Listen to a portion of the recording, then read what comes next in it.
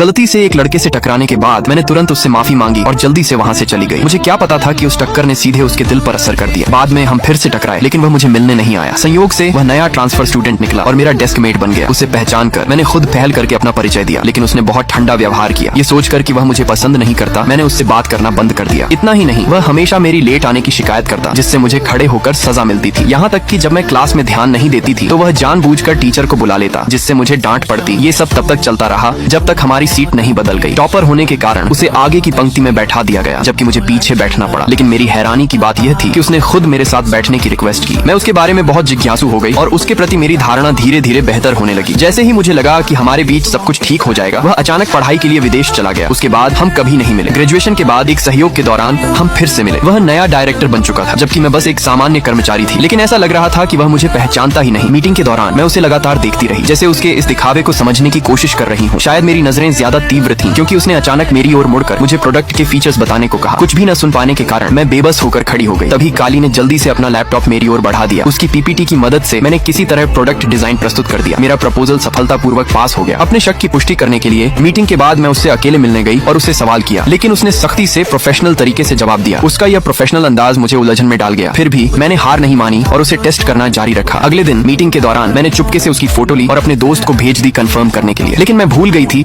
कि मेरी computer screen projector पर दिखाई जा रही थी। सब लोग इसे देख चुके थे। काली तुरंत मेरे पास आई और मुझे बताया। उसकी टटोलती नजरों को देखकर मैं बहुत शर्मिंदा हो गई। मैंने जल्दी से सफाई दी कि वह बहुत हैंडसम है, इसलिए ऐसा किया। इस पर सब हंस पड़े और किसी ने आगे बात नहीं बढ़ाई। मेरी हैरानी की बात यह थी कि मीटिंग के बाद वह मुझसे अकेले मिलने आया। उसने हमारे स्कूल के दिनों की बातें भी याद दिलाई। अगले ही पल मेरी हैरान नजरों के सामने उसने मुझे अपनी बाहों में खींच लिया।